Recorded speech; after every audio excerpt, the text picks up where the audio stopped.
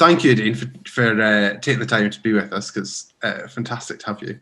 Pleasure. I wonder if we could start actually with a little bit about you and your background and sort of how you got to where you are now. Sure. I'm originally from Ireland, as some of you might have guessed when I speak. I'm grasping onto my Irish accent as much as I can, but anyway. I've been here, I've been here longer than I lived in Ireland. I hit that landmark about a year ago, which is a bit weird. But I started my training in Ireland, in Dublin, doing a drama and theatre degree. And I did 2 years there. Then I came over here on a student exchange and I studied in Goldsmiths. And then I went, I'm loving this and loving London and loving the whole scene in London. And it was much more... it was just a much bigger, livelier scene than it was in Dublin. And I decided to stay. So I transferred my degree over. And I had the joy of having Paulie Constable doing some tutoring when I was in doing my exchange year, which was brilliant. And she brought loads of fabulous collaborators in and other LDs in. And then I went out into the freelance world. I've been doing lighting design for about 25 years, quarter of a century. Started off in theatre. Then I worked in a dance venue, The Place in Euston. I don't know if you know it, contemporary dance venue. Yeah. And there I discovered light design for dance. So I started to do some stuff with dance. And then I've also done some opera. And I've also done some lighting sculptures in architectural environments. So I like to mix it all up a bit. Yeah, that's a brilliant mix. And how did you get involved with Death of Salesman? Had you worked at the Young Vic before, or with the team? No, I had never worked at the Young Vic, and it's a great place to work if you ever get the pleasure. How I got involved, I think, I do know how. So Elliot and Harper Productions. So Marianne has a production company called Elliot and Harper, and Chris Harper is the other half of that. And Chris came to see A Monster Calls at the Old Vic.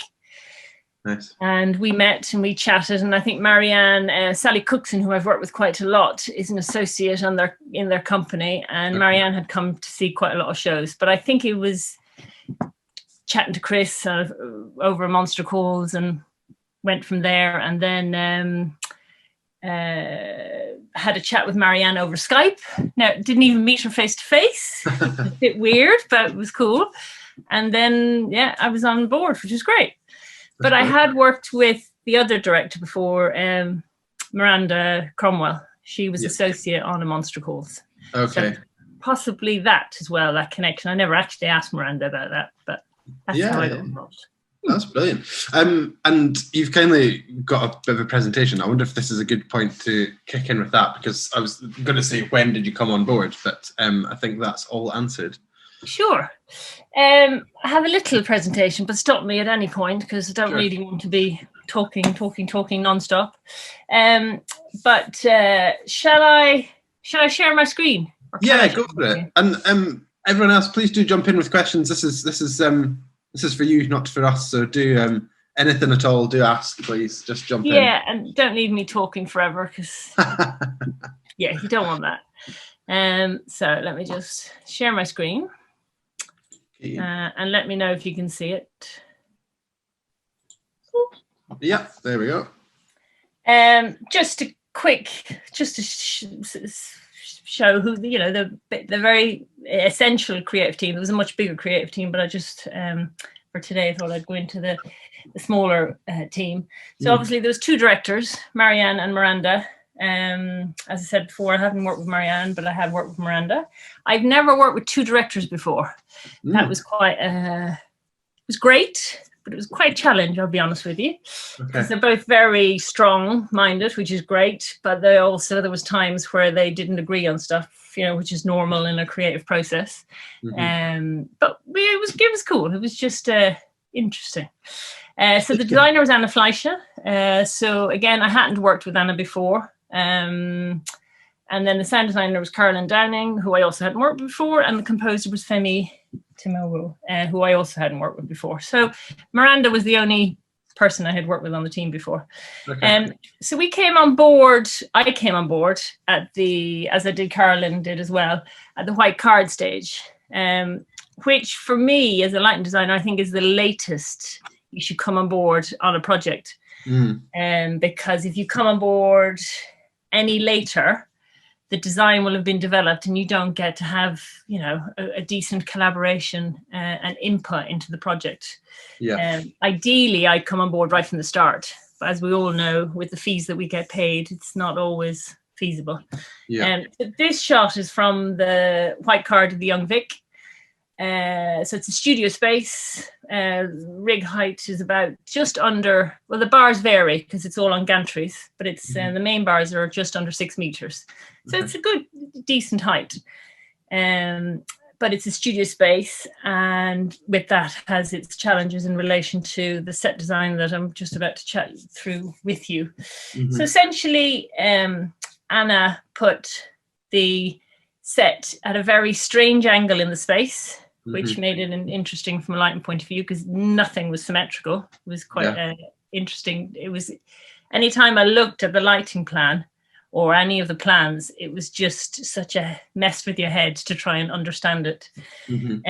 So she put it at a weird angle, which was really great because it suited the piece brilliantly.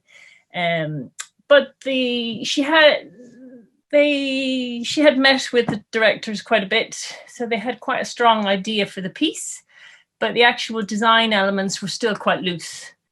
And I was really interested right from the start about input from lighting straight away and what lighting positions I would use straight away.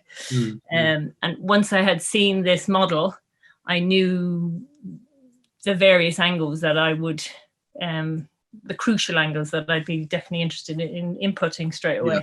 And did they know at this point, did you know it was going to move at this point or not? No. Didn't find out that it moved till I think 3 weeks before the end of the run. Okay. So, well, I didn't know, but I suspect the producers had in their mind the whole time. Yeah. This was going somewhere. This wasn't. Yeah. And I also think that Anna, the designer, possibly knew because she designed something that worked brilliantly in the Young Vic, but was nearly exploded in the Young Vic because it was quite a challenge, and obviously flying wise because it's a studio. There's no flying really. So I don't know. I suspect either Anna knew or she had a hunch this might go for it anyway. So I think the design, the producers probably definitely knew something was going to happen. So the design elements were a sense of all these buildings around the house, but in the center of the space was the house. And as you can see, there were these flying pieces, but there weren't that many in the white card because we wanted to talk about how many we could have, how difficult that would be lighting wise, sound wise. But it was still quite loose. And then the next image, this is a front-on image showing you the floor spaces. So there's this, can you see my mouse moving around? Yeah. So this area here is the internal house. And then this area here at the front, that was the outside area, the yard. Okay. And at this stage, the seating layout hadn't been agreed on at all. So the Young Vic, you can have any format you want, which is a fabulous thing about the Young Vic, because every show you go see there is like in a different format and you just go, whoa, it's great. And I had never seen a show in the Young Vic that had done this, put something in a corner and made everything, made the audience, even literally when you're sitting in your seat as an audience member, you couldn't look straight on no matter which seat you were sitting in. You always had to look at an angle, which was really interesting. So then Anna presented some concept images, and I think it's interesting for you guys to potentially see that. Bear with me, I just need to open that. She's a brilliant designer. Whoops, I'm at the end of it rather than all right. It's all gonna, bear with me. You're I'll fine. flip back to the beginning. But her images really are very light-centric. And she, like all designers, think about designing an environment with light in mind. But Anna really, I'd never seen so many images that were so light-centric from a set designer before. It was great. So I'm just going to flick through these, but stop me if you think it's too much. No. But so as I said, lighting plays a really important part, and particularly in this world, because we're creating a piece where we have two realities. We have a normal reality, and then we have a memory reality, which is all in the main character's Willie's head. Mm-hmm. So those two worlds, it's really important that they were quite different, and the storytelling in that was quite complicated from all aspects, all of us, all departments. But these images are beautiful. There's like this is the normal world, which is monochrome. A lot of texture, lots of different layers, lots of things that we can see really clearly and things we can't see, so obscuring things. We talked about potential use of shadows.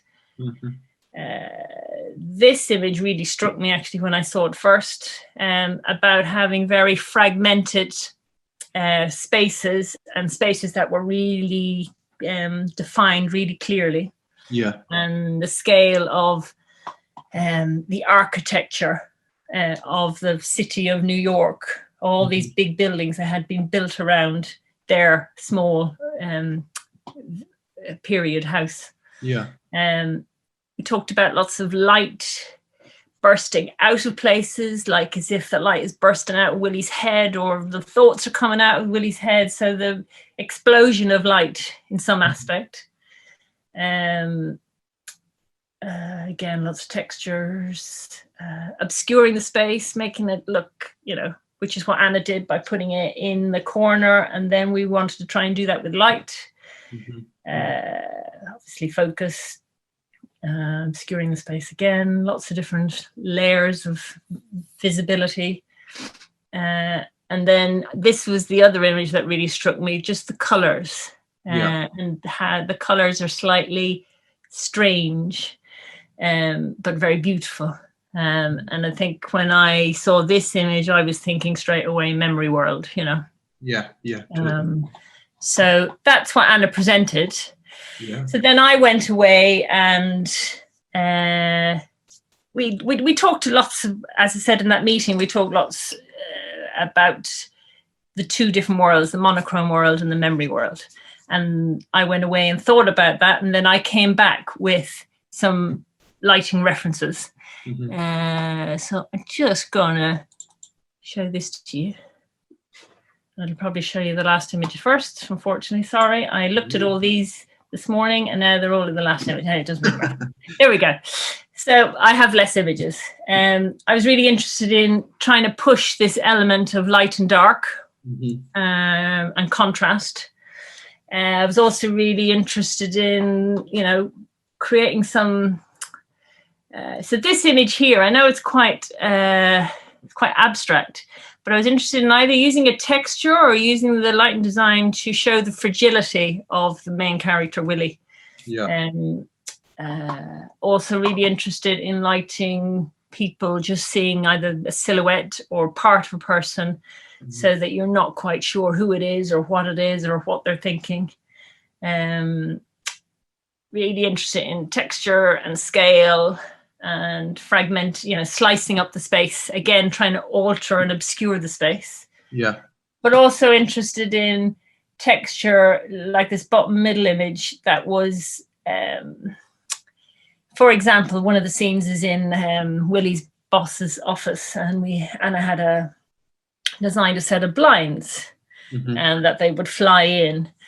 And I was interested in, rather than shooting light through those blinds, having texture on the floor that was just out of scale with these blinds. So everything was all a bit, the scale. We played with scale quite a lot, and things that weren't quite real, trying to explain Willie's, mind, losing his mind essentially. And then we talked in the white card model, we talked about light bursting out through different spaces, and Anna was really interested in pursuing that within the set elements. And I loved the environment around, and she had lots of these compartments, doors, windows, and they could be anything really. And we just talked about, well, wouldn't it be really interesting to have light bursting through what you think is a window, but actually it's not. It makes it a strange, it turns it from, when you see it normally front lit, it looks like a window, and then we make it quite surreal, like as if the light is fragmenting the space and breaking into Willie's space. So we talked about having these potential light boxes within the set, and maybe putting some mist or smoke or something out there to, give it another texture and a strangeness. Again, for the memory world. So there are the images, and then the last image, is this picking up on the memory world and the strange colors. And I was really interested in this underwater feel. In the end, that ended up being a much richer blue. I was interested in this, trying to have the two worlds exist together. So you have the monochrome world and this rich color world together. And then interested in this image here at the bottom, which just has these really strange colors. This is from a film called Black Narcissus. I don't know if you know, but it's an amazing film.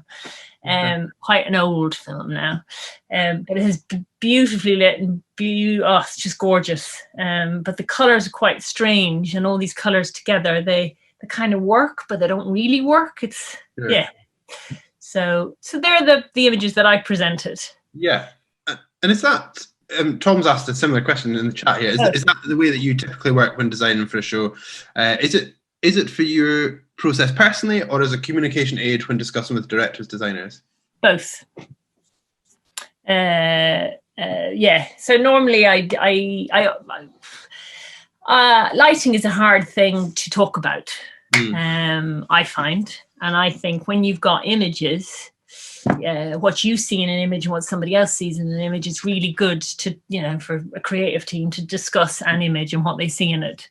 And it can trigger something else. But absolutely, it's for my process so that I can externalize what's in here and also try and explain how I'm feeling the design might be. So it's for both. I'd be lost if I don't know if I could do like the job I do without having these images to explain how I'm feeling and what the mood of it is. And also to help in a process when you're working with a team, to make sure you're all developing your ideas together, but to make sure you're all on some similar, amount of pages. You don't have to be on the same page all the time, but that you're working together as a team and developing, not going down your own, an idea that's completely, you haven't shown anybody, and I don't know, showing them when you're in the theatre sitting down plotting is too late to discuss that sort of an idea. I like to chat things through quite early on in the process. Yeah, definitely. Will's got a question as well. Yeah. Will, if you're there. Shoot. Hello. Hello. These are really cool images. You can see where the feel of them ended up in the actual piece. I think it's really cool inspiration. Do you have any places that you always find yourself drawing reference images from?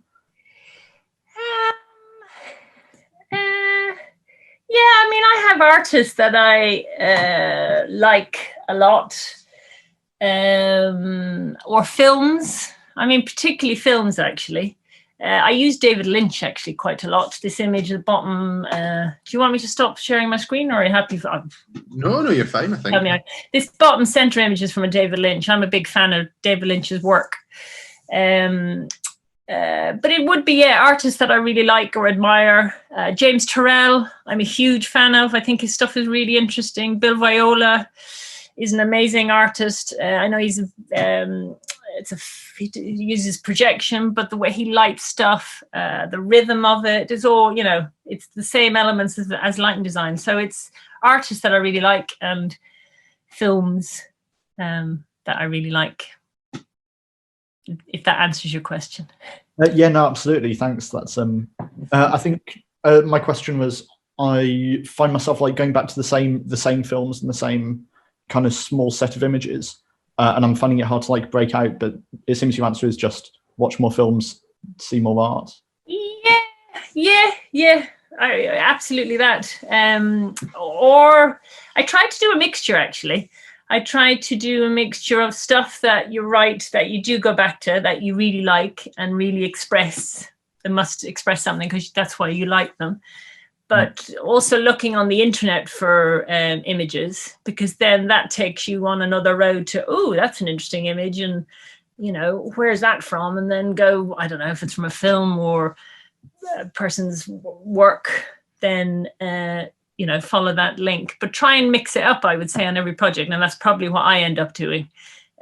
Some stuff that's off the internet that's taken me on another strand or gone another way, and then stuff that I regularly use.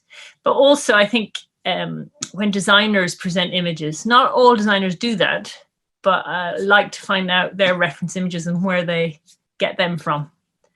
Because a lot of designers that I've worked with, I'll have found other artists that they like. So I think it's constantly, keeping yourself engaged. As you say, watch more movies, go see loads of exhibitions. You've got to keep feeding that. Otherwise, you'll run out. Yeah. Awesome, thank you. No worries. Any other questions, or do you want me to crack on, or have you got any questions, Rory? No. I think. Hey, sorry, I have a question. I was typing. Yeah, hi, Jess. Hi, how are you doing? Good. Obviously, the images that the designer initially presented were really light centric and really engaging. A lot of inspiration for that. But did you at any point follow any other routes, or were you really did those images immediately spark something in your head that you were like, yes, actually, I feel like this is a way to go, and I'm gonna just follow this channel? Good question, actually. Very good question. I think the images that I really took on board were those very sharply defined spaces and fragmented spaces. That image and the color image. But the colors I kind of used as a starting point, because in the piece there's 3 levels of memories, really. There's the first level, which is just Willie and his family. Then there's the second level when Ben, his brother, comes in, and he's like can be nearly like a demonic character in the whole thing, quite manipulative character. And then there's another level when the woman in the hotel room comes in, and she is where Willie, became unfaithful to his wife, and that's where he, it destroys him, really.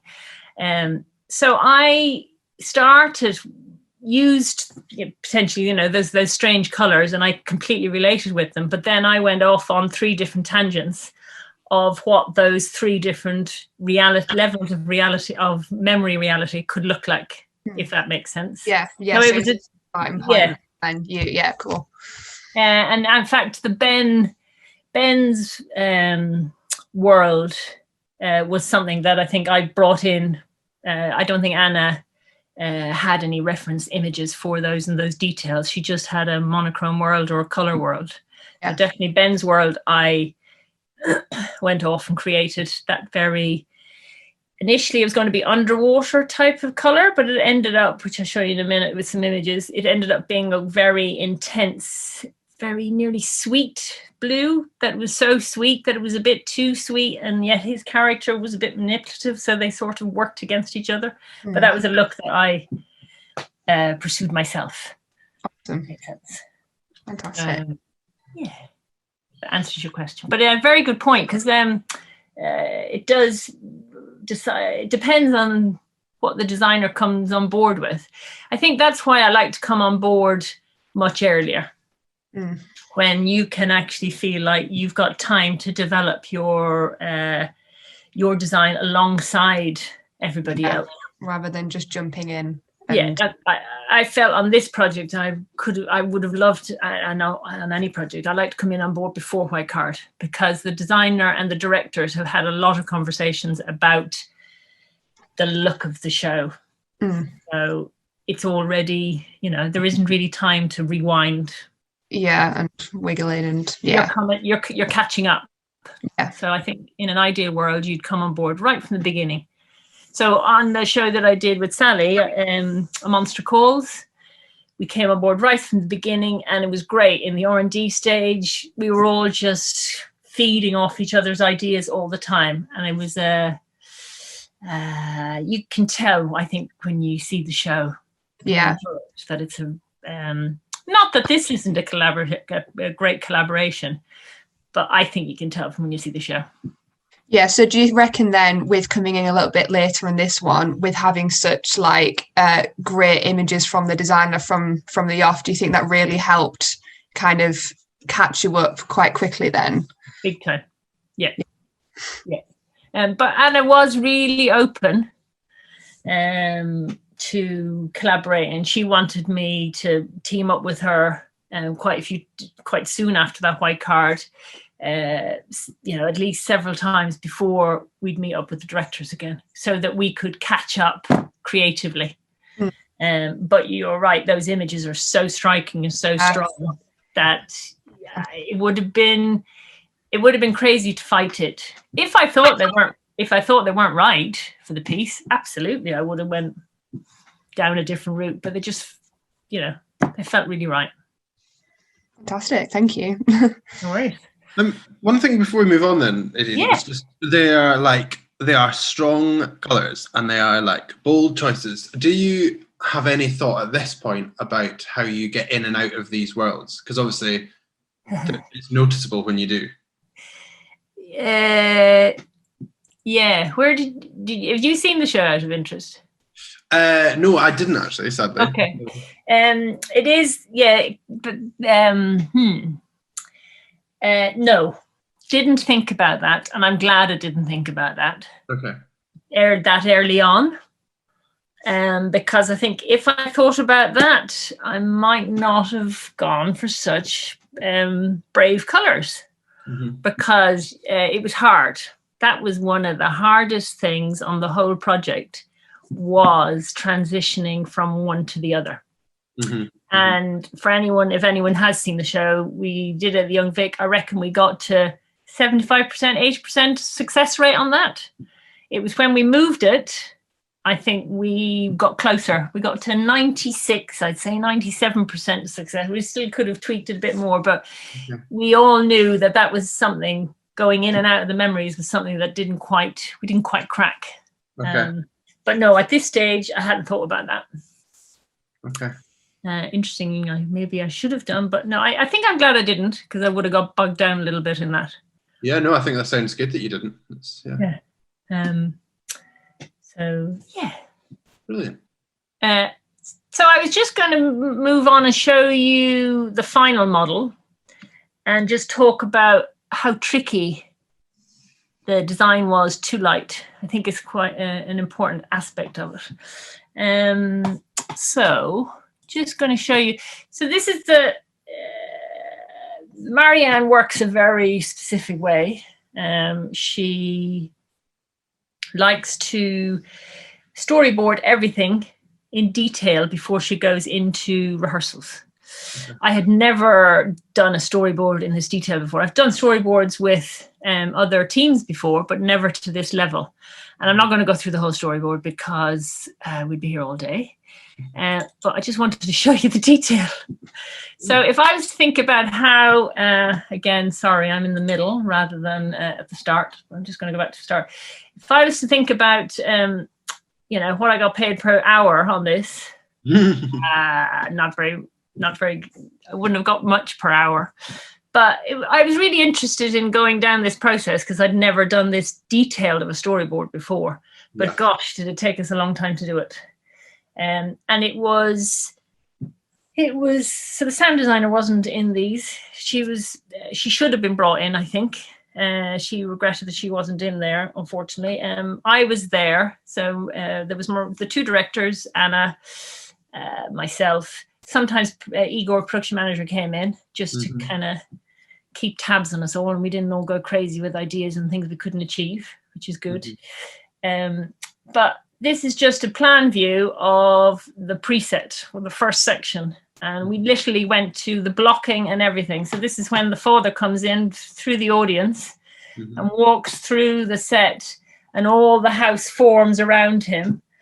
And then this is the model box version of that. So we did a ground plan blocking of it, and then model box setup of all of these scenes. So I don't know how many we have. We have a lot. I think there's something like 50 different sections.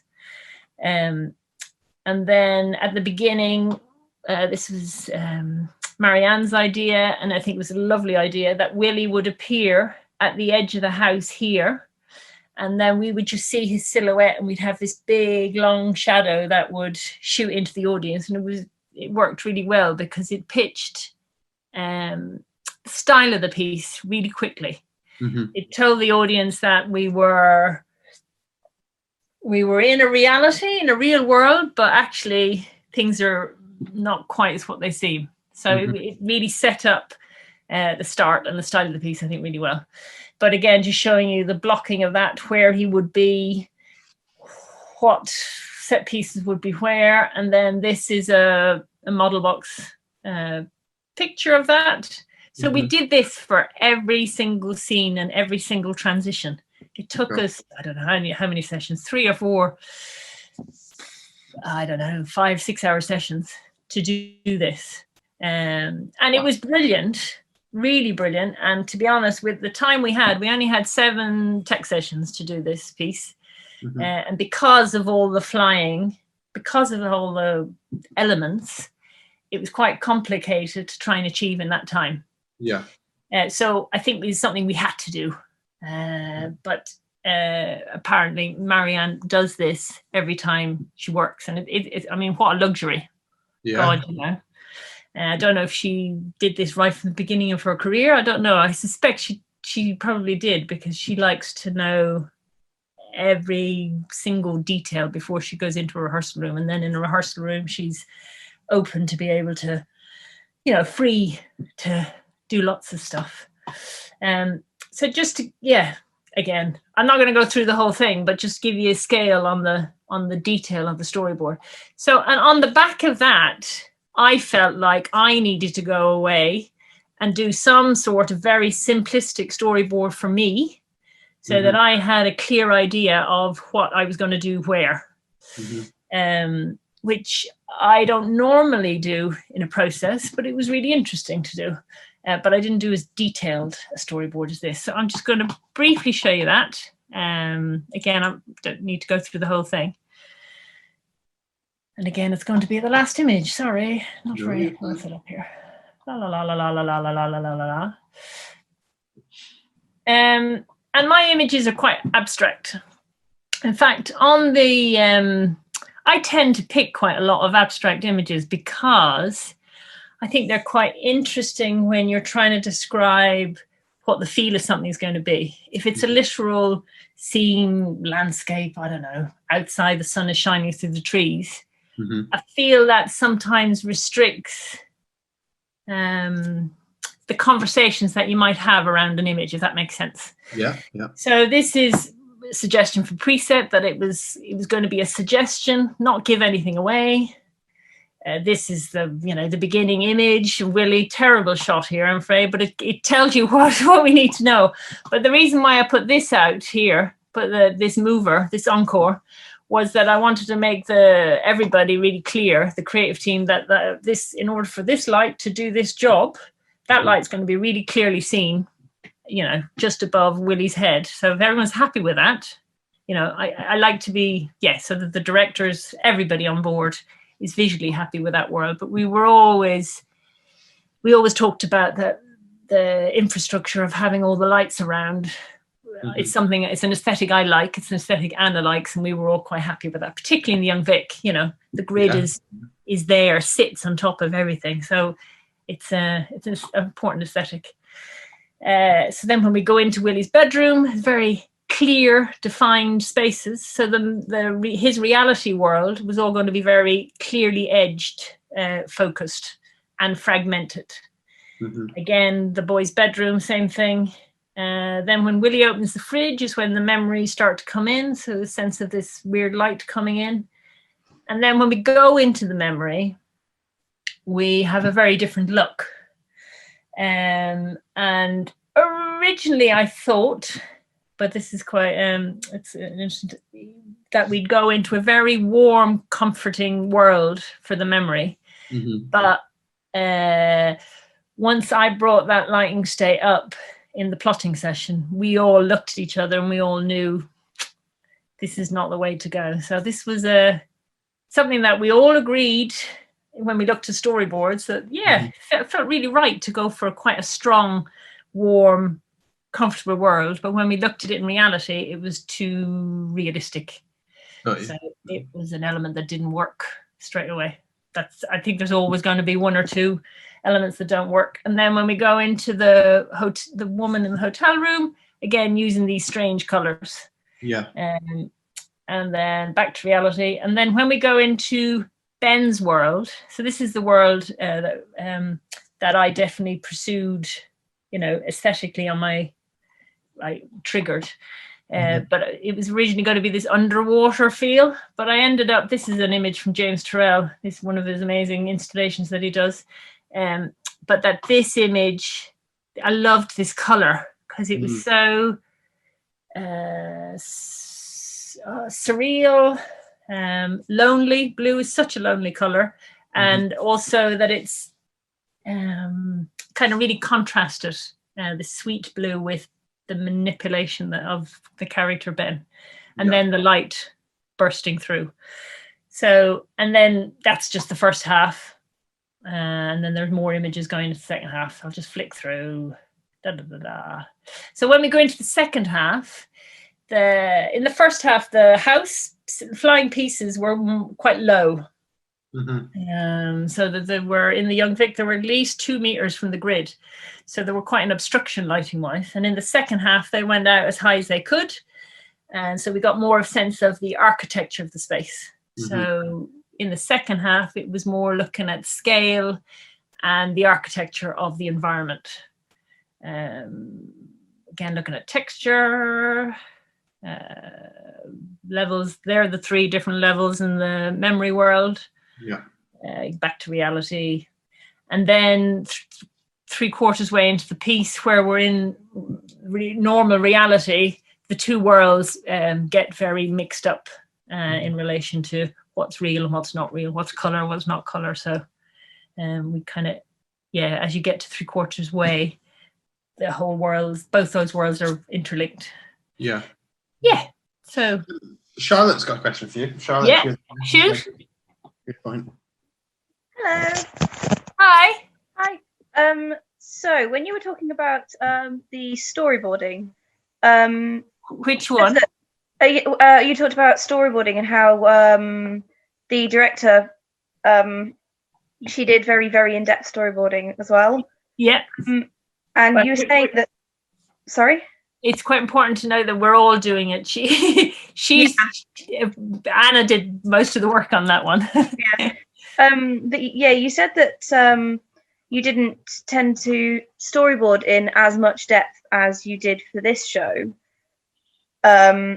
Is it something that you would do again in the future now that you've sort of done it on this show and sort of, I guess it probably depends on how people are working together as well. But is it something you would probably work into your process in the future?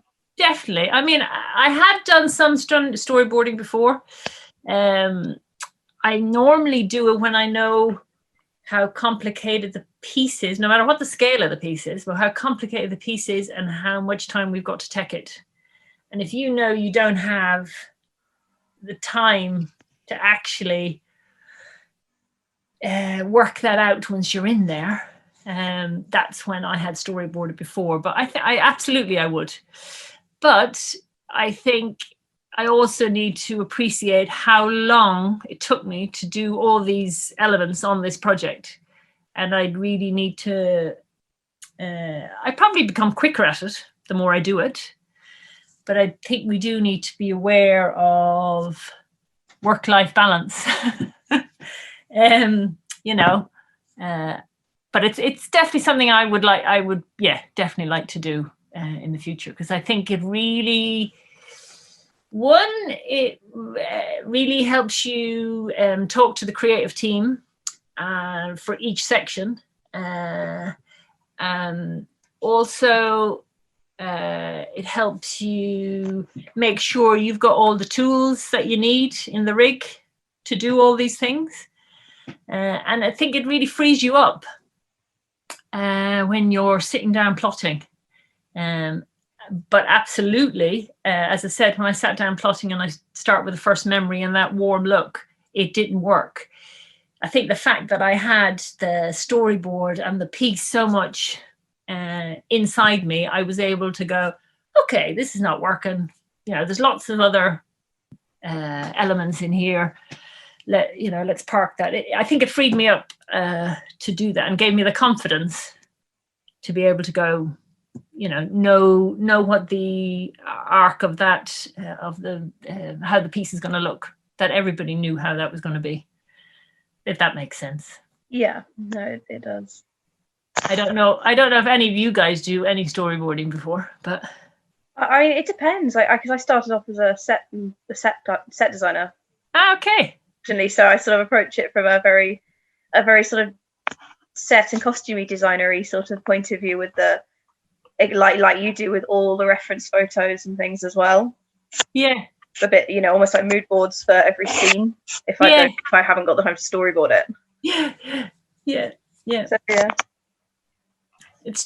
But I don't think all lighting designers, do storyboard. But I find it very useful. Yeah, thank you. No worries. You touched there on the work-life balance thing. Yeah. That's our subject for this week, isn't it? Yeah, exactly. and Made me think about a lot of stuff. Yes, I was like, I'm going to jump in on that now. I mean, if you were to include this in your process, do you think that's a hard conversation to have with producers or employers? I mean, because it's a bit like the tangible thing, isn't it? To them, this is work that's just happening somewhere else. I'm going to stop sharing for a minute. Absolutely.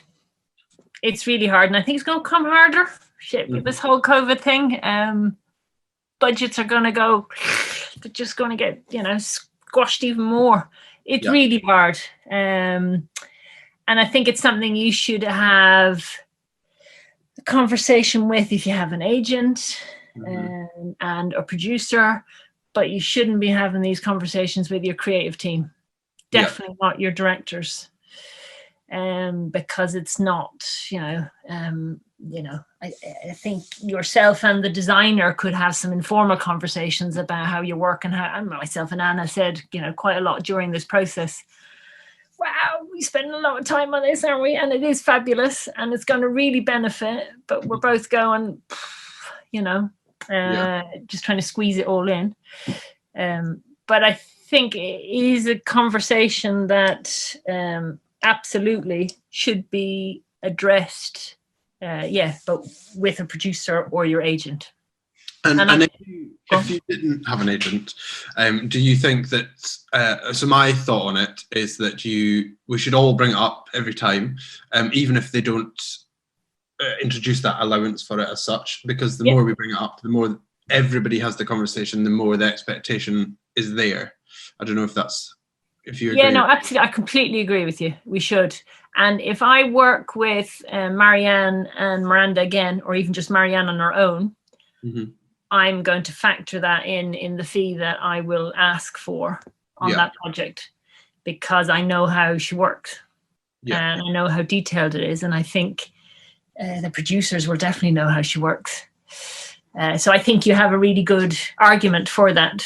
But absolutely, I think it's something that, we should definitely bring up. And I think we should also bring up, this time with COVID, it's a great time to readdress how we work and try and improve how we work. And lighting designers should come on board earlier than white card, without a doubt. But we can't do it. We shouldn't do it for the same fee. Yeah. And it's definitely something I want to bring up and have brought up to quite a few producers that I've been chatting with over the last 6 months. And I think it's really important. Yeah. And over the 25 years, what do you think? Have you noticed a difference in things? Have you seen things get better or certain things get worse in terms of the work-life balance? I'm probably managing it better because I'm able to manage it better. I've got the confidence to manage it better. In fact, I don't care what I'll manage it. When I was younger, I probably would have tried to do everything and possibly not manage it as well as I'm doing now. Yeah. But I think also, the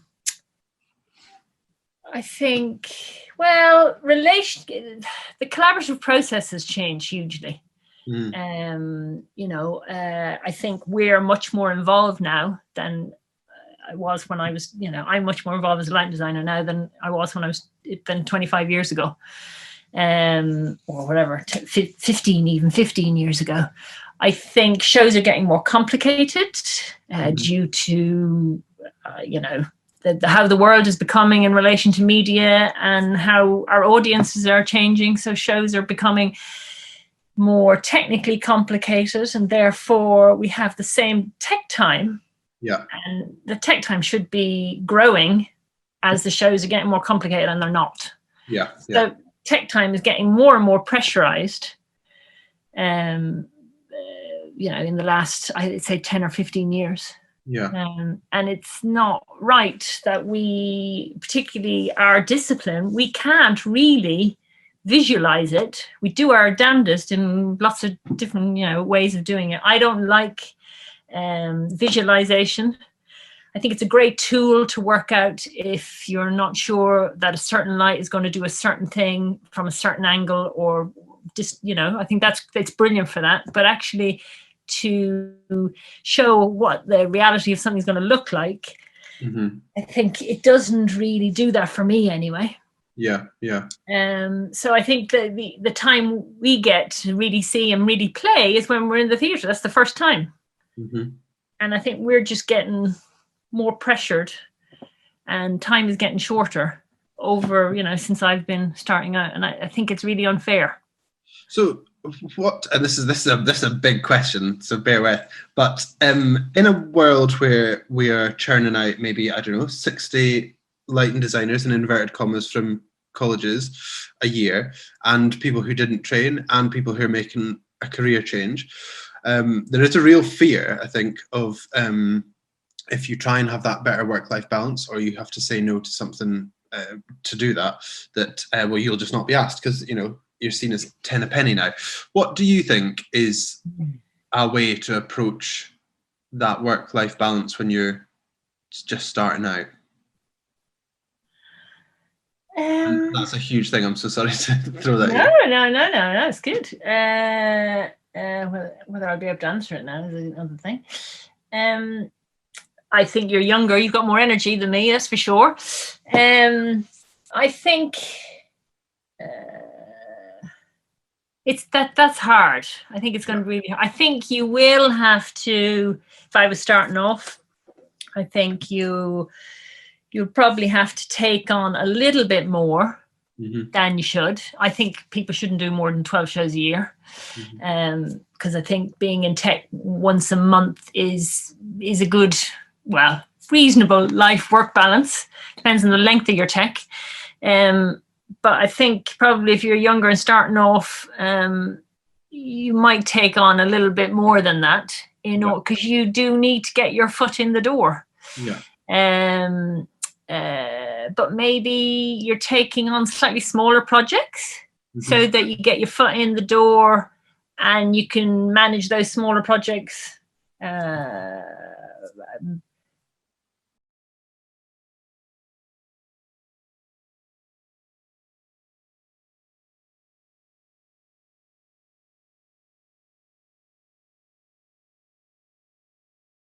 actually Zoom on my computer is totally freaked out, so I've moved on to something else. But where did we get to? How are you getting on? Oh, we're good. We were just chatting about light and sound and how that collaboration worked in the process. And I was saying that Kaz, the sound designer, wasn't that available during the rehearsal process because she was brought into the project quite late, and she had prior commitments, so she was in tech for a lot of the rehearsals. Okay. And we had conversations, but it was always with the directors. We never had a conversation, just the sound designer, composer, and myself. Yeah. Which is a shame because normally I would do that. But the opportunity, so a lot of the collaboration we did was in text, and we were just saying that that just puts more pressure on everybody. It's much better if you can do it before. Massively, yeah. Had you got to the rehearsal process generally? We didn't really talk about the rehearsal process, but we can. No, it's just Alan had a great question that I think would be go for it. to that. I'm flying by the seat of my pants here, so Alan. I think I actually managed to ask that in the interval. Oh yes, he did. He was talking about. Sorry, Alan. I thought you had another question. We were talking about. Ask the question again, and then I'll answer it, just for the recording. So, how did you manage with the dynamic of having two directors, and who did you take your lead from, if you took your lead from anybody? It was a challenge working with two directors, definitely. But I had never worked with two directors before. I've worked with a director and an associate, or a director and assistant before, where I think the director is you take your lead from. Not saying that the associate doesn't have brilliant ideas. It depends on the associate, really, and the director, and that dynamic and how that goes. But with Marianne and Miranda, both very strong women, brilliant women, very vocal, but they had worked together quite a lot. Miranda had been Marianne's associate for, 5 years or something. She'd done a lot of projects, and a lot of big projects with her.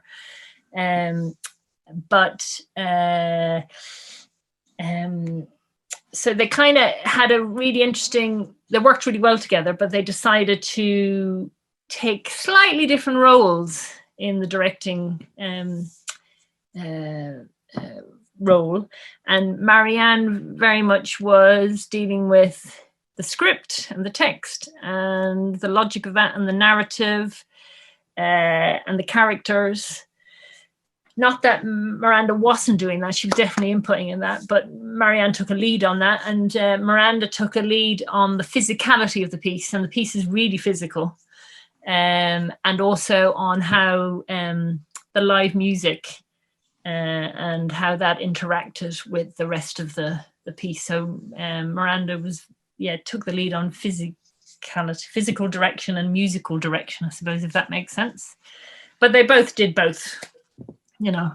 And I was just saying that if there were times where they had differing opinions, and if that was during storyboarding, that was fine. We had time to be able to discuss that. But when that happened in the tech, that they didn't agree on something, if we couldn't resolve it quickly in the tech, I would just suggest that we talk about the tea break or lunch break when we got a moment and come back to it. So just park that for now and then come back to it and deal with it and revisit it later.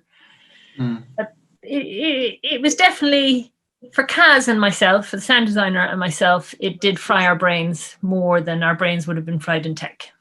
Because you have these two voices coming in, and it was hard work, but it worked great. Right, thank you for answering that again. I appreciate that. All right, no worries. But in relation to the rehearsal process, it was, I do a lot of devised work, and I work with Sally Cookson quite a lot, and I love working on devised work. So I'm very much, and as I said, I like to come on board early, be part of R&D. I like to collaborate a lot. And this rehearsal process is quite different to what I have done for a while. In the fact that the script was there, everything, there wasn't you didn't have to develop the storyline or the script or structure. So the rehearsal process, I suppose I was in at least every week, but normally probably about twice a week, just to tap in. And I like to just sit in, particularly early on in the process, sit in and kind of, particularly if I haven't worked with a director before, and I just soak up how they work, to try and understand how they work and how they tick, so that I can get to know them before we're sitting down in tech and we're under time pressure. I think that's a really important part of the rehearsal process, but also just to see the style of how the piece is evolving, and to make sure that the design that you've got in your head is going to work with how it's working in rehearsals. And then towards the latter part of rehearsals, you become a bit more collaborative in relation to ideas and suggestions, and I would suggest things about in certain positions. Something might work better if it's I don't know, in a certain area. But also the way this set design, the way the set was designed, these bedroom area and the kitchen area and all these areas were very clearly defined, and we were trying to creatively keep these areas very divided when it was in the reality world.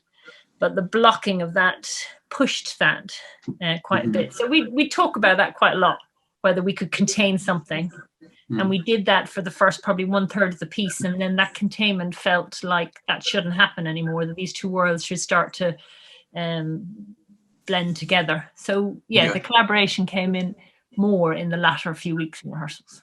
But that configuration that you had, I mean, that's really tricky, because when you're in that sort of outdoor bit, you must have people that are almost behind you, audience-wise. I mean, you're basically providing visibility on 3 sides, almost 4 at sometimes. Yeah, 3 sides in the Young Vic, and it was more end on when it went into the Piccadilly. But absolutely. And one thing that, and also lighting that front area, that yard area, and everybody wanted me to light that space without lighting the kitchen behind and not lighting the kitchen table behind. And I said, well, if they stand right at the edge of that space, I have to light them there. And so I was very open about that some light level is going to spill into the kitchen. This is, heavy text. Most of the cast was dark skinned. So front light was going to have to feature in this show. And I used it the least amount possible. I tried to use pipe end and side light to light the face as much as possible. And then the front light would be as low level as possible, so that I didn't have light shooting into the upstage areas behind these different areas. But it was, it was impossible. Yeah, definitely. But I was very open about it. No, go on. No, I was just going to say, I wondered if this was a good moment to talk about a plan. Well, to talk about? To talk about a plan. Yeah, perfect. Let's do it.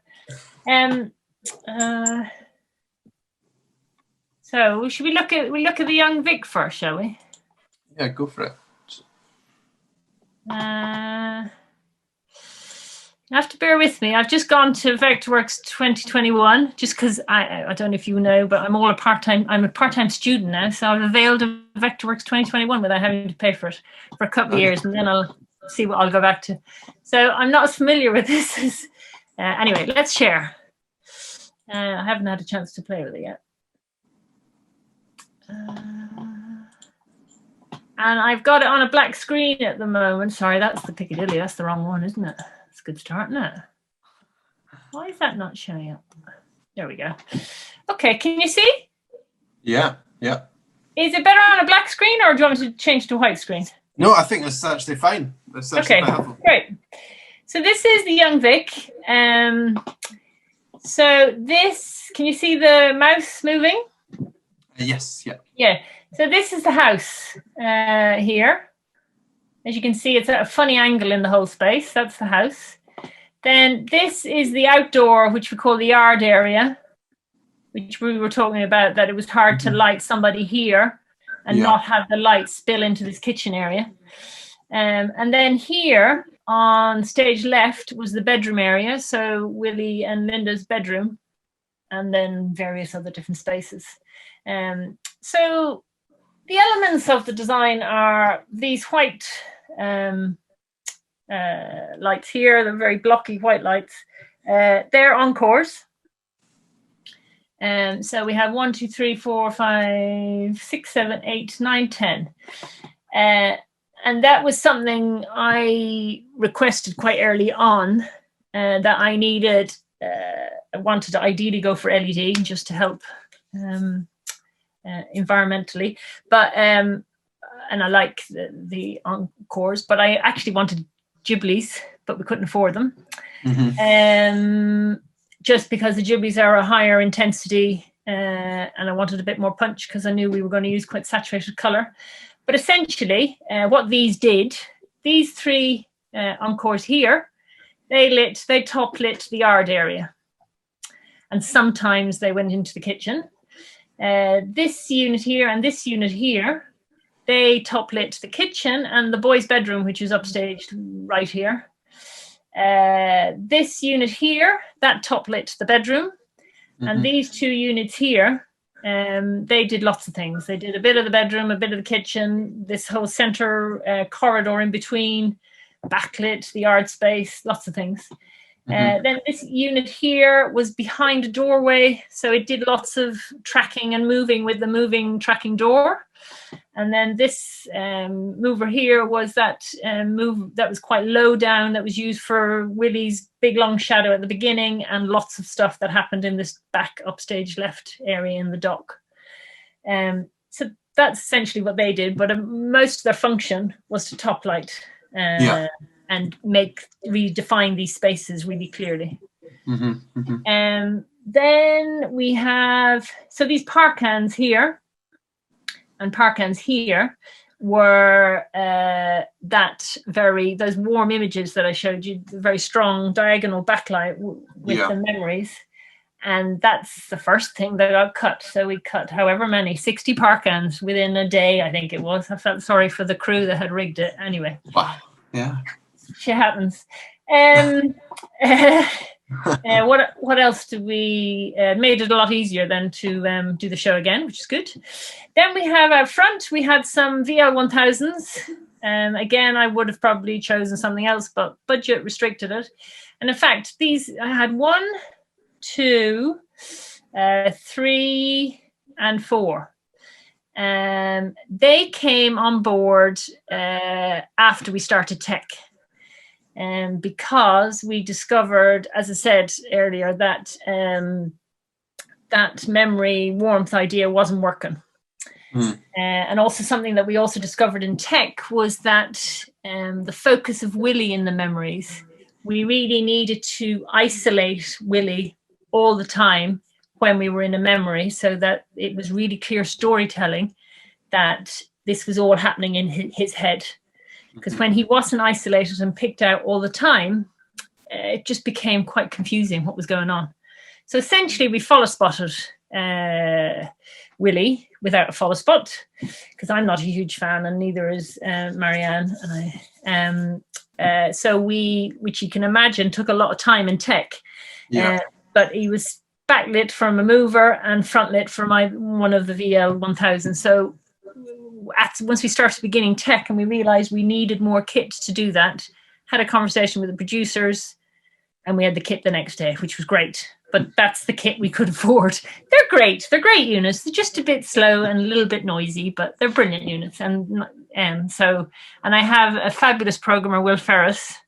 Oh yeah, he's a genius, particularly when it comes to VL1000s, because he worked in Chichester for years, and I think that's what they had in the rig, so he's able to do amazing things with them. Thanks to Will. So as I said, so we had 4 VL1000s out front. We also had which were in-house, which I think they've taken out commission now because they're so gnarly and temperamental. We had some Source 4 Revolutions, which are a very slow moving light with a scroller on the front and really noisy for a space like that. So we had 1 here, 1 here, and 1 here. And that was it in relation to movers. And then everything else was generic. So we have a very, and in fact, I hadn't done this for quite a long time. I had a really traditional 45-degree front of house cover on the whole space, but really divided up into the kitchen, bedroom, upstage kitchen. So it was really, we used it as tightly as possible. So that's what all those profiles are. But again, as I said, the whole set was on an angle, so it's hard to find the logic of what light's doing what when you look at this plan. What else do we have? We have these 2Ks out front on a low bar that shot in really strong color and created lots of shadows for all the set pieces. We had some lusters doing side light. As I said, once I saw the set and talked about the piece, I really knew that I needed to see faces, but I didn't want to flood with front light. So the side light was really important. So we had lusters here, here, here, and then on the side here, here, here, here. And I worked quite, Anna was brilliant. I just said, I need, in order to sidelight the space and to be able to isolate the yard, the bedroom and the kitchen and the upstage bedroom, I need to have lights here, here, and here, here. And Anna would just go, right, there's a wall, let's cut a hole out of it. It's another window. It was brilliant to be able to, just go, I need this to happen. But most designers would do that anyway. But what's interesting actually about the side light thing is I knew straight after the white card that this had to be side lit, because I didn't want to, in order to keep those spaces defined. And I knew the audience layout hadn't been finalized. So I said I think the next week, I said, I think we definitely need to side light this space. And can I show you where I need to put the side lights and then show you the beam angle? So, because I don't want to blind any audience. And we worked the audience layout around where those, to avoid side light. What a luxury. That's brilliant. Yeah, it was brilliant. And Igor, the production manager, who's brilliant, was quite good at flagging anything. Well, he knows the space. He's been production manager, I think, in that venue for many years. So he knows how it works there. And when you don't do that, I'm sure it's a disaster. You can't be blinding the audience. Yeah. So that was great to get that in early. So if there's anything you feel really strongly, either kit that you need or positions that you need, get voice it in as early as possible. So then everything else was, all the other probably generic profiles are doing a high pipe end, again really isolated into all the different spaces, and that's probably, and then there were a couple of lusters doing some slashes on the artistic slashes, of course, on the walls, so fragmenting the walls in lots of different ways. But I think essentially they're the elements. There was, we had the blind thing was quite interesting. So we had this flying blind that came in for one of the offices, and Anna wanted me to shoot a backlight, into the blind, so we get these lovely light through the blind. But behind the blind, about a meter behind the blind, was a 6 meter wall. So the blind was here and the wall was here. And I said, how am I meant to get a light in there? So we talked about lots of options of cutting a hole out in the wall and putting a flap up and then this light poking out. And it was they were all messy solutions. We tried lots of different things. And in the end, we just backlit the blind with LED tape in the Young Vic because we ran out of time. But we changed that when we moved into the Piccadilly, and we had this really beautiful long fluorescent, I think it was double fluorescent, old-fashioned 1930s light fitting that came in for the office that worked much better. Oh, nice. Okay. Yeah. So that's essentially the elements of the design. There was some, I think so. I don't think there's anything. Obviously, there were light boxes within the set and loads of practicals because of all the light fittings that were flown. But it was probably one of the hardest shows to light, I would say, I've ever done because of all the flying pieces. Okay. I worked out a lot of angles. I worked in 3D drawing work out lots of scenarios. But it was great in the Young Vic because it's all on gantries and you can move lights if they're not doing what they need to do. But obviously you can't do that in somewhere like the Piccadilly. But at that point we had worked out the right position. So it was great to be able to have that flexibility in the Young Vic, because what you get on a drawing and what you get in reality very often are a bit different. Yeah, definitely. Buildings have their idiosyncrasies. So I think Tom's got a question that yeah, shoot. I'm not very good at keeping an eye on the chat. Go for it.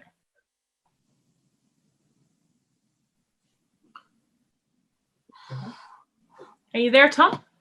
I am here. Hi. Sorry, just trying to find my question now. Down. Yeah, you might sort of cover this anyway if you're touching onto the Piccadilly plan. I saw the show in the Piccadilly, incidentally, but were there any particular limitations of the Piccadilly which meant you had to compromise anything you felt worked well at the Young Vic, or vice versa? Did it open up new opportunities that allowed you to do things that you hadn't been able to do in the Young Vic?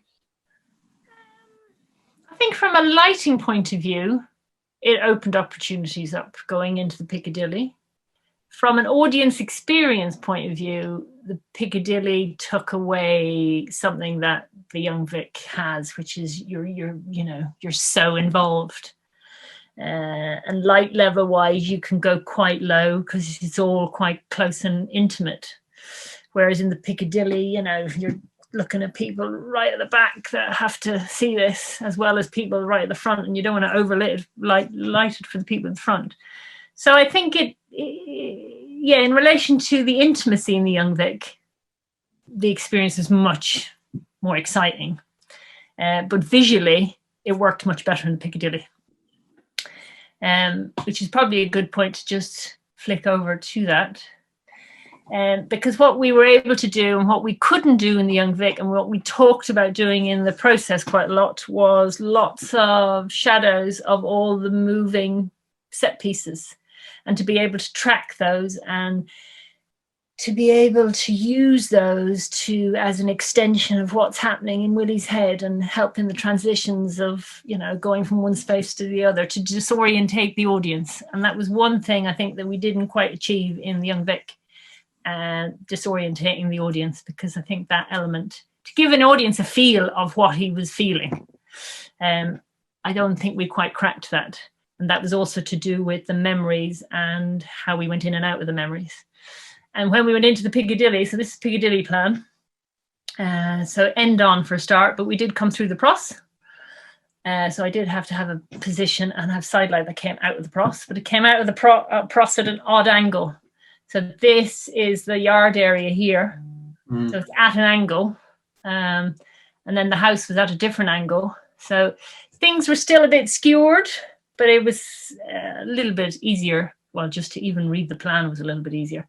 But what we did do is we brought in these. So the rig could go a little higher, which was great, because I'll be honest with you, the Encores barely did what they needed to do in relation to isolating spaces, because the moving light bar in the Young Vic is, 5.7 meters high. So it's a little bit low. It should, ideally be about 6.5 just to get, but we managed to do it. Will managed to disguise, a little corner of one moving light by putting another moving light on top of it. So we got there. But being able to have the rig about 6.5 meters high was great, because it just meant we could clearly define those areas really easily. And we had Ghiblis rather than Encores, which is great for intensity, gave us a bit of punch, which we needed in the bigger venue. But this light here, this Ghibli behind the Pros on stage right and behind the Pros on stage left, they were great. I mean, ideally, I would have had 4 on either side, but we could afford 2 more. So we were able to just track, set pieces going up and down, and it just made the transitions quite disorientating and quite, much more visually interesting. What else were we able to do that you got a real sense when you saw in the Young Vic, there was actually a roof of a house, and most people didn't get to see that or realize that was there, that you saw the roof. Whereas when you went into the Piccadilly, it had a bit of space above it, and you could really get a sense of the house floating above the space, and you were able to step back a bit. So visually, I think it worked with a bit of space. What else, lighting wise? What was a bit of a tricky challenge was obviously the fly bars go straight across, and in the Young Vic I could put lights wherever I wanted. So I was a bit restricted on some of the lighting angles overhead. So the relationship, we spent quite a lot of time in the Young Vic getting the position of the movers to do what they could do, the maximum positions that they could do without lighting set pieces. And that relationship changed once we went into the Piccadilly because all the fly bars were straight across. So that changed the relationship a bit. That was a bit challenging, but it was fine. I think we only had to move one mover in the end, so that was good. Front of house was a challenge, actually, because we could only afford, budget-wise, we could only afford an extra position that came over the thrust area here. And the show that was in before us had like 2 lovely positions here, but we didn't have the budget for that. So we had to use, they have one position, which is where we put the movers, which is just above the front balcony, above the upper circle. So it's a good position for movers. It's a little bit flat, but it's okay. But the front of house cover that I had to do, I would have ideally brought in 5 or 6 movers to do that with a nice position just that sat at the back of the stalls, just overhead, or sorry, at the front of the circle. But we couldn't afford that. So I had to do the front of house cover, which is this massive bank of profiles here, which was just ridiculous. But I had to put that at the front of the dress circle, which was quite a flat position. And that was one thing I was really quite anxious about when I was lighting it. But I just used it at a much lower level because it cut into the eyes much better because it was a slightly lower angle. It worked out fine, but it did have a challenge having to use that flat position. And also their positions along the sides in the Piccadilly are atrocious. I think you can have, I don't know, they have some good box positions, but back over the upper circle on the sides, most of their bars have been taken out of. They're not allowed to use them due to weight. The building can't hold up the structure, and they really need some new infrastructure in there. So yeah, the front of house positions are awful. But we worked in the end. Made it work. How did you get on, like schedule-wise and stuff? I mean, were you plotting from scratch? Because they must go, oh, it's a remount. It's not that big a deal, but it is actually a totally new production in a sense. Yeah, it was the same, 7 sessions. But you're talking about things in the West End are slower. Much slower. Things work slower unless you bring your whole crew in, but the in-house crew just works at a much slower speed. Everything happens. But we had a mixture of in-house crew and crew that we brought in. So it was the same number of sessions, but you're right. We redid it. In fact, before we went into just before I go into that, I just want to show you one other element because I'm going to stop screen sharing, is we added these strobes, by the way. Strobe here, strobe there, strobe there, strobe there, and there. Just for disorientating the audience a bit. But I'm going to stop screen sharing and then we can come back to it. So we had 7 sessions of tech. But we went back into storyboarding between the Young Vic, back to storyboard, between the Young Vic and the Piccadilly, because there was stuff that didn't work.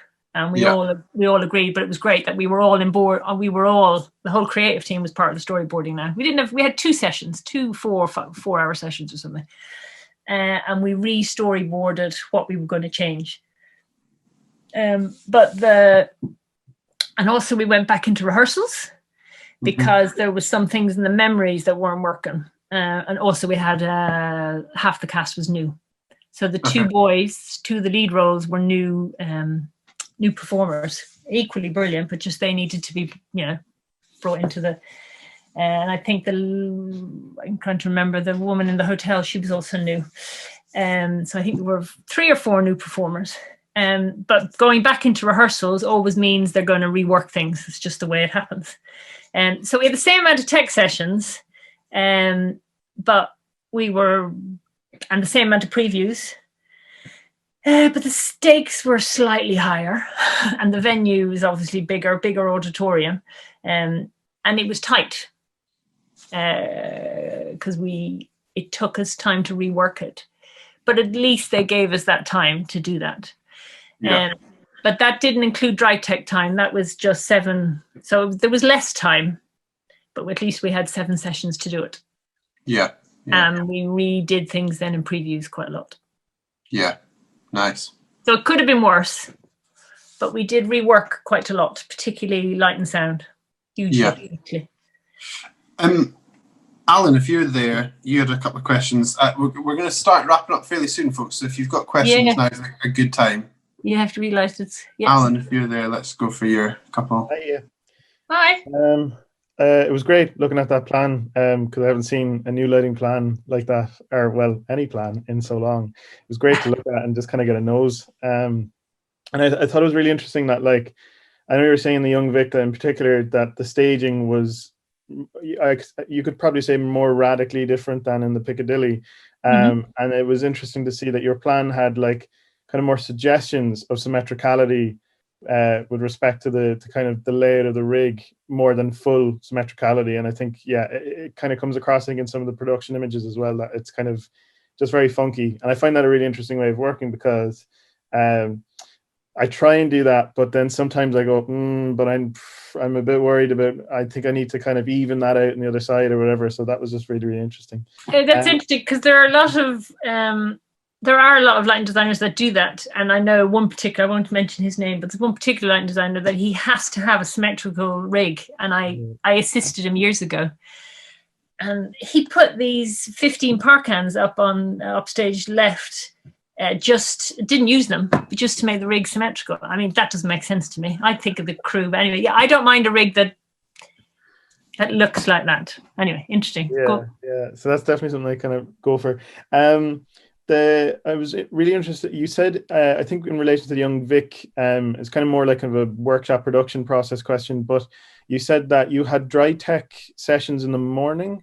Yeah. And I'm wondering, did that also transfer to the Piccadilly tech sessions as well? And I'm wondering, I think that would be I know of a few situations where that would have been very, very helpful in jobs that I've done. And I'm wondering whose idea was that? Is that usually the process for you, or that you encounter, be it on the West End or kind of, I suppose, nationally on the level that you work at in the UK? And I have a kind of another question as well, if that's all right. Yeah, that's. I think dry tech time comes down to the production and how complicated, how much you can do without the performers there. Because things become more complicated once the performers are there in relation to health and safety and lots of various different levels. But it tends to come down to budget. It's on the larger scale shows that you normally have that time. Because it is valuable time, but it also depends on the production manager. I know Igor is keen on doing dry teching, even if it's 2 hours in the morning, because it means you just get to a place quicker than trying to do all the elements together and with the performers. So I think even I've definitely done some dry tech time on smaller scale shows or lower budget shows, where we've dry teched for an hour in the morning or 2 hours in the morning, so that we can get through a lot more, and then you get to a certain stage where you need to tech to by the end of the day. So it absolutely is something that I would go for a preference, and also it gives the sound designer and light designer a chance to collaborate if you haven't had that opportunity before. So I think it's something that would be great to bring into as many schedules as possible, but it's not always the time. Absolutely, yeah. And I think that, the more you can plan in advance, and especially like that, it definitely would have helped, I think, in that particular show, where, as you say, there were so many kind of complications in it. And then kind of the other question is slightly unrelated, but slightly related. I saw that this got nominated for a Night of Illumination award, which is something that I'm only tangentially aware of in kind of Northern Ireland. He's frozen. Does that work? Does it mean anything to you? Sorry, you froze there. Oh, shit. That's all right. You froze in the middle. I got the sense that it was nominated, and then does it mean anything? Yeah, does it mean anything, or like how does it work, and kind of if you could generate 2 lines or 3 lines about that. I think any nomination for anything is absolutely worth it, and it's great to get. That is the first thing I've been nominated for, actually, ever. It was great. It's great. I think the ALD nominations are interesting because they're not producer led, they're not money led, they're very honest nominations, and I think that's really important. And I think it's really valuable to be nominated in an association that is about what you do. I think absolutely it's great, absolutely, and I think it's really important.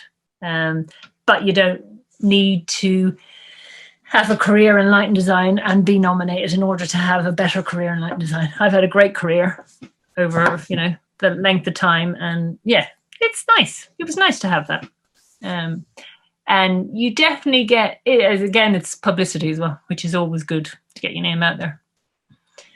And I think it's definitely an international thing. It's not just a UK thing, I think, anyway.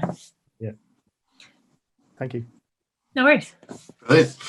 Does anyone else have any questions before we just sort of start wrapping up? Sorry, I have a question. More just wondering, what did you enjoy most about this particular show? Is this style the style that you love doing? Is it something that you always kind of look for in your work? Any part of the process, or to do with lighting design? Just to do with lighting design, when someone approaches you with a shirt, is there something that you look at? You're looking for the context, or you're looking for the style? Was this shirt a style that you really enjoy doing, or is it the actual shirt that you enjoy? I think it's both. I mean, I think I'm just a big fan of a really good story, frankly, and I think lighting design is all about storytelling. What we all do is all about storytelling, and I like to have a really good story, really strong characters, and I like a challenge. And going from, I knew aesthetically going from the reality world to the memory world wasn't going to be an easy journey for any of us. So I really enjoyed that challenge, and you can see we didn't get it right, and I still think we could tweak it, but we're closer when we moved, and it was great to have that opportunity to be able to have another crack at it, because you don't always get that opportunity. And I do like a challenge with an interesting set design. I think the set design is really interesting. It's possibly pushed me a little bit beyond the comfort zone, but I quite enjoyed that. Yeah, because I think it pushes me more. Yeah, cracking. Yeah. Awesome. Thanks. No worries. I'm going to ask one just to give everyone a last chance to jump in. But do you find it hard this is a show that's 3 hours long? I mean, that's hard to sit through previews for, surely. Do you ever find yourself not fully engaged in previews for something that long? Never. It depends on the show, really. I'll be honest with you. This is a piece you couldn't watch and not be engaged. Yeah. The company was amazing. Absolutely incredible. And I always had things to note anyway, even on, when I went back to see the Young Vic, when we found out we were moving to the Piccadilly and Anna and myself went back to see the show, I was, manically note taking. And I'd probably even do it now at the end of Piccadilly, but I can't stop tweaking. That's why I love opening night. I think it's the best time ever. It's right. It's great to be able to let go and move on, get a bit of space from it. And if you get another chance to come back to it. But there are shows, absolutely, that are hard sometimes to stay engaged with. Yeah. And it also depends on what the lighting design is. If the lighting design is very simple and you don't have that many cues, but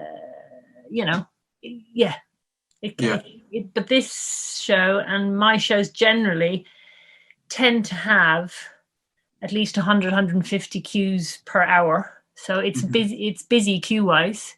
I mean, probably not for a musical, but it's busy for a straight play. Yeah. So because it's quite interesting. I did a relight of a show I did years ago, dance piece, and it had 30 cues in it, and this was an hour piece. And I just revisited it, and it was really interesting. I was like, oh my God, why don't I do shows that are like that now? What am I doing? I'm making so much work for myself and everybody else, for God's sake, But I think, I suppose it depends on the number of previews and it depends on the type of the show. Yeah. But I think, when you are staying engaged with the show, you're onto a cracker. Yeah, totally. Brilliant. Any other questions before we start wrapping up? I can't see a list of people now on this device, but jump in if you do have anything. If not, I will start. I've got a list if that helps at all. It's if anyone. No, nobody. Okay. Thank you so much. Before you go, Rory, out of interest, has everybody seen the show? And say if you haven't. Because I can show you a couple of production shots if you're interested, because I haven't shown any. Yeah, that'd be great. I only have 5, but just bear with me there. Just very quickly to chip in about something that I really enjoyed, that you won't be able to show a picture of, was the blackouts. The short, sharp blackouts and the transitions were absolutely stunning and so disorientating. I think that worked really, really well in the context of what you were talking about with the disorientation. Just wanted to say that was great, and that's really, really stuck with me. I saw it in January. Great, because that's something why I wanted to point out those strobes. Those strobes were a new thing, that we weren't sure how it was going to work, but you're right, it really added an extra dimension of disorientation. And I'm not normally a fan of strobing the audience, but they were very brief, sporadic, and none of them were. There were 3 points in the piece, and I agree. I think they really helped. They helped the whole thing, actually. So thanks for that. But I wanted to have 10 or 12 strobes, but we could afford 6. So there were 2 in the stalls, 2 in the dress circle, and 2 in the upper circle. Okay. I haven't got that many picks, I'm afraid. I've only got a couple, but just to give you a sense of it, if you haven't seen the show,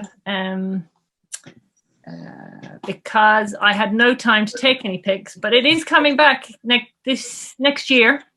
Brilliant. It's doing a tour and coming back to the West End. Can you see the screen? Yes, yeah.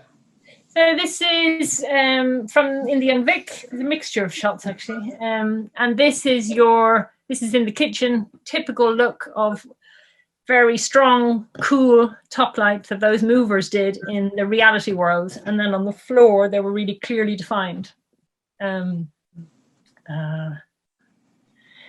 This again is in reality world, Willie, and you can see on the back here.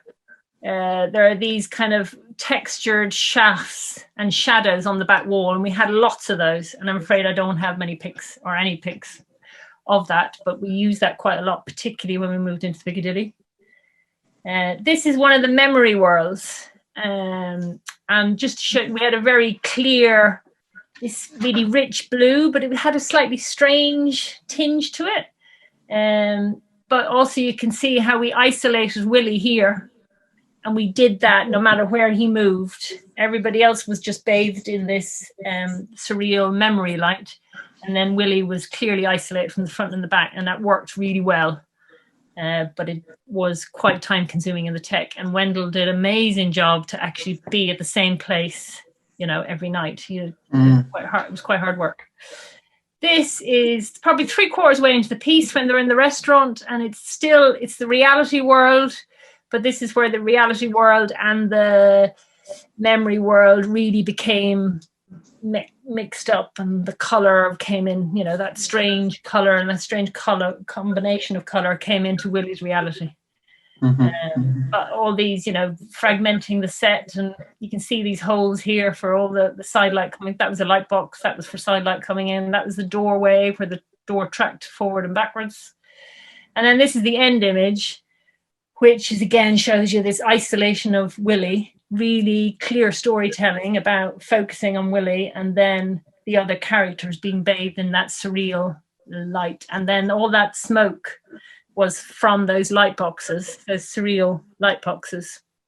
And we only use that very few times, but they're just a brief couple of pics, that's all, just so for those of you that haven't seen the show. No, that's really useful. Thank you so much, and thank you for taking the time and sticking with us in the middle there as well. It was it's fascinating to hear, so thank you so much. Cool, thank you it was great.